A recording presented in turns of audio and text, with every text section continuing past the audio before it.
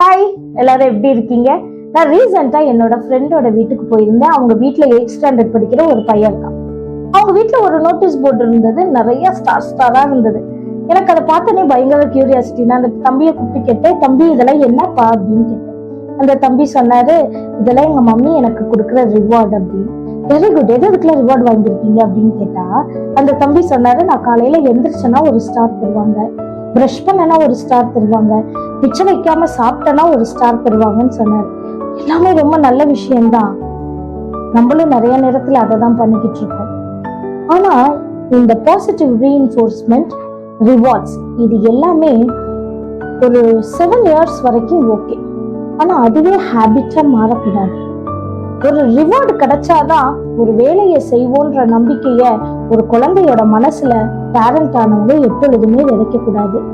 Self டிசிப்ளின்றது உள்ள இருந்து கொண்டு வரணும்.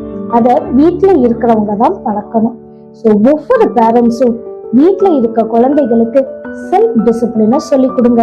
இப்போ சாதாரணமா ஒரு ரிவார்டு கிடைச்சாதான் காலையில எந்திரிப்பேன் அப்படின்ற ஒரு குழந்தை இருந்துச்சுன்னா நாளைக்கு அந்த குழந்தை எதிர்காலத்துல ரொம்ப கஷ்டப்படுவாங்க. ஸோ இதை நம்ம புரிந்தவர்களாக பாசிட்டிவ் ரீஇன்ஃபோர்ஸ்மெண்ட், ரிவார்ட்ஸை கரெக்டா கையாளுவோம். தேங்க்யூ.